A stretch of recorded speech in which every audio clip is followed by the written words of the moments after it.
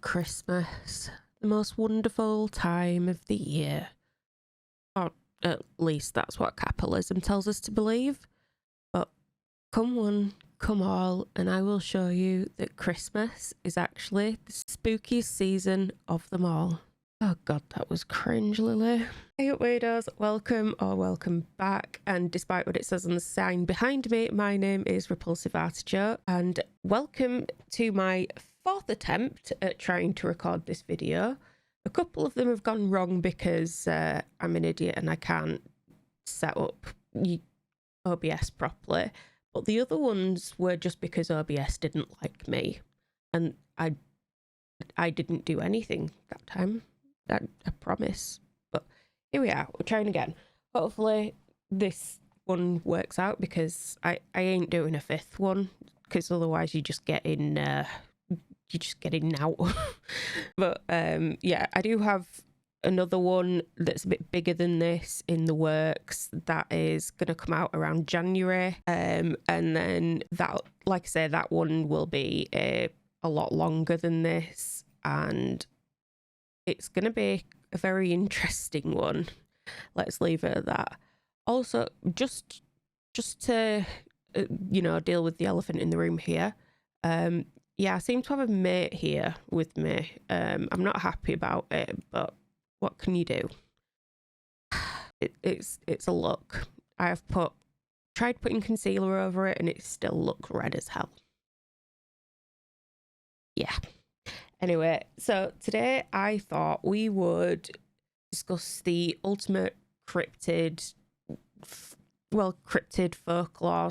Some people tie them with the same brush, but either way, this is going to be our Creepmas episode, where we talk about folklore and cryptids that are related to Creepmas, as I call it lovingly. So let's start off with probably the most well-known folklore from Christmas, which is Krampus. So Krampus, or Krampuslauf, is a folklore who is said to accompany Santa. He would come on the 5th of December to punish the naughty kids with birch rods, and Santa would give gifts to the good ones. Krampus's origins are very much unknown, but some folklorists believe it predates Christianity. Krampus is usually portrayed as a man with horns and one grotesque human foot and a goat hoof. I don't understand why he has one foot and one hoof, but here we go. He also is typically covered in black hair and has a very long snake or dragon-like tongue, and it basically makes him like a yassified version of the devil. He's like if the devil was a bear. Despite his unknown origins, Krampus was only paired with Santa in the 17th century as Santa's helper. Originally, he had a farmhand called Rupert, or some dude called Pierre. Santa sacked them off for Krampus because Santa's a literal saint, so he didn't really make much sense that he would give them punishments to give to the children.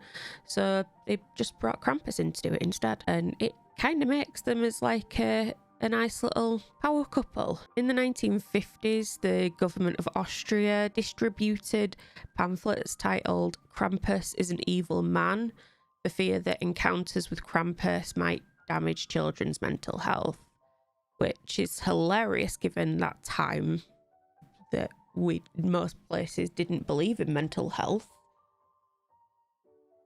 But I suppose Austria in the 1950s had a little bit of a reputation to rebuild. Towards the end of the century, a popular resurgence of Krampus celebrations started popping back up, and they even still come up today. The Krampus tradition is really big in Bavaria as well, and they have a local artistic tradition of hand-carved wooden masks. They also have an event known as Krampus, where young men dress up as Krampus and try to scare the audience. And there's even Christmas cards with Krampus on them that are called Krampus carton, which I don't know why, but I find that little name really cute. But that's just me. I've just had a little outfit change. It's absolutely freezing in Zach's office, so we had to get a hoodie on because the cardigan was not warm enough. Now we've done the outfit change, moving on to some of the lesser known cryptids and folklore in the Scandinavian countries. There is Lucy. On the 13th of December marks St. Lucia's Day, which is the start of the festive season. And St. Lucia is represented as a beautiful young woman wearing a white robe with a crown of branches and candles. She would also lead a procession of children carrying buns and candles while singing songs that are very light-hearted. This is kind of mainly to remind people to find light in the darkest of times and the harsh winters before the winter solstice. St. Lucia actually started off in Sicily. The story goes that Lucia was helping Christians hide in the catacombs by bringing them food and water, whilst they dodged persecution from the evil ruling empire. Lucia was always a resourceful girl and put candles on her head to light the way, and was able to hold more food in her hands. A few centuries ago, the night before would be known as Lucy's Night, which is where bad spirits and demons would rise up and wander the earth. Lucy was a mix of a demon and a witch that had tyrannical powers, and they rode around on a broom. During the long nights between Lucinata and the Yule, trolls, demons, and spirits of the dead are thought to be causing chaos and swirling around outside, enjoying the darkness and, same. But as they were more active on Lucy's Night, naughty children are advised to hide away, according to some traditions. Lucy herself can come down through the chimney and abduct children who have been bad. In a tradition known as Lucivaka, I probably said that wrong, I do apologise, folks would stay awake all through the long Lucy's Night in order to guard themselves and their household against abductions. In the 21st century, Lucivaka is apparently taken a different form, and nowadays they just party till the break of dawn. Now, heading over to Iceland to an even lesser known group of cryptids known as the Yule Lads. The Yule Lads are depicted as mountain-dwelling characters and monsters who come to town during Christmas. The stories are directed at children and are used to scare them into good behaviour. The folklore includes mischievous pranksters who leave gifts at night and monsters who eat disobedient children. Yule Lads are the sons of Grilla and Lepalui. I'll put it somewhere because again, Yorkshire doesn't really translate well in Swedish. The Yule Lads are the sons of these two.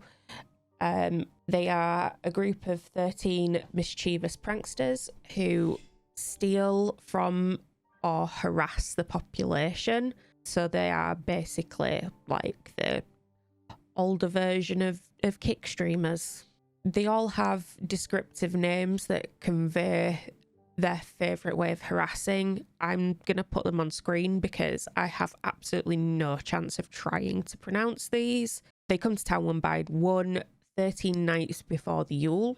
They leave shoes on windowsills, and then if the children have been good, they would have a gift in their shoe.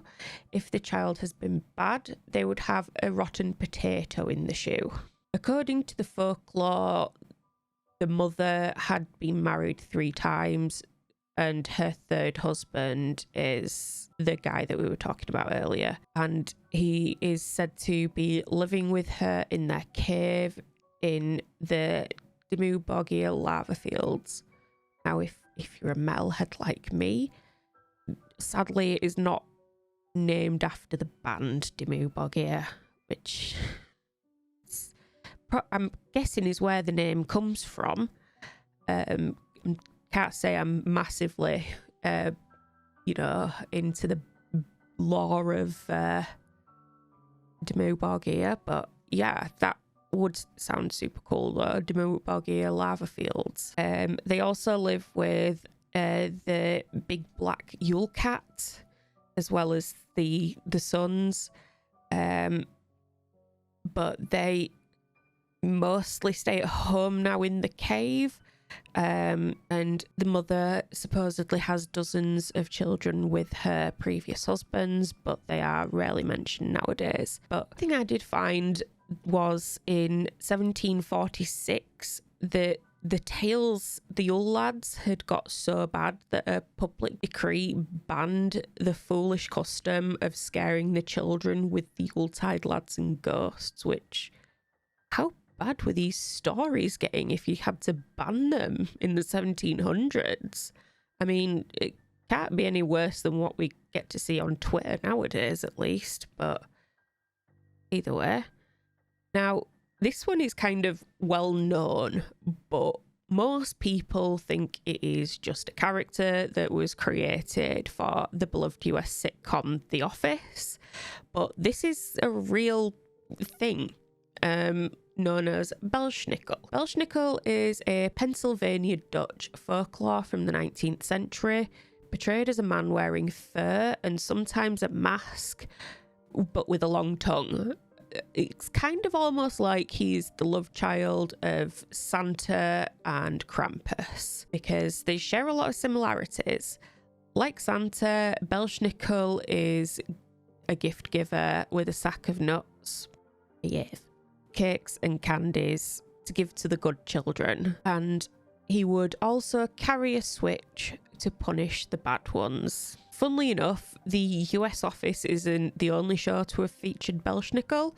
They also appear in John R. Neal's book called The Scalawagons of Oz as a mysterious monstrosity called Belsnickel. It first appears as a large green bluish object, flat as buckwheat cake, and rolling along its edge like a cartwheel. This is just what the Wikipedia says is how it's described. I haven't read the book. I don't read. I can barely read my own scripts. The creature does have arms and legs as well as facial features. It wears bells on its ears, explaining at least one portion of its name. The creature has the egotism and petulance of a spoiled child. And then in 2000, author Chet Williams published a Pennsylvania Dutch Night Before Christmas. I wanted to say Nightmare Before Christmas because that's what I'm used to. Which is a children's picture book that includes Belsnickel. And then also in the 2020 Netflix film, The Christmas Chronicles 2 features Belsnickel, played by actor Julian Dennison, as the movie's main antagonist. His goal in the movie is to destroy Christmas. And really, I couldn't finish this part off without mentioning Dwight's portrayal of him in The Office. In season 9's Christmas special called Dwight's Christmas, Dwight dresses up as Belsnickel and spends a significant portion of the episode deciding if his co-workers have been impish or admirable at the company Christmas party, which works really well because not only does Dwight's law have strange traditions, but he also pretty much seems to come from a Pennsylvania Dutch background. Now, this one is going to go slightly closer to home for me, and we're going to go over to Wales to talk about the Mari Lwyd. Mari Lwyd? I Again, apologise if I have said this wrong, also known as the Christmas zombie horse. Mari Lwyd, hopefully I am saying that right. Welsh is probably the hardest language in the world. Either way, it began in the 1800s, a skeleton mare from the Welsh tradition that rises from the dead and wanders the streets with her attendants, who are also fresh from the grave to remind the living of their existence. Mari Lwyd has only one goal in mind, which is to get into your house. But to keep the zombie horse out, you must engage in a rhyming battle of wits. This tradition usually happens on New Year's Eve, where the undead mare is represented by a puppeteer parading a horse skull on a pole, draped in white cloth, usually accompanied by characters in other costumes like Punch and Judy. But yeah, that one's just a small mention, but it just, you know, it's one that's close to home for me, so it was definitely worth bringing up. Either way, this was really fun getting to kind of like not do a deep dive on a cryptid for once, but just, you know, be able to do a mini dip, shall we say. And getting to research all of these different kinds of cryptids. And I really can't wait to show you what I've got planned for next year. I've got so many fun little video ideas. I've currently got Zach working on my next video script, which is going to be something very close to home from me. And it's a nice little true crime story for you all. But either way, that is it from me today. So make sure to give that subscribe button a little push, because it won't cost you anything except maybe your sanity. But let's be honest, you wouldn't be here if you had any of that, would you? But either way, Merry Creepmas, and I hope you all have a lovely new year.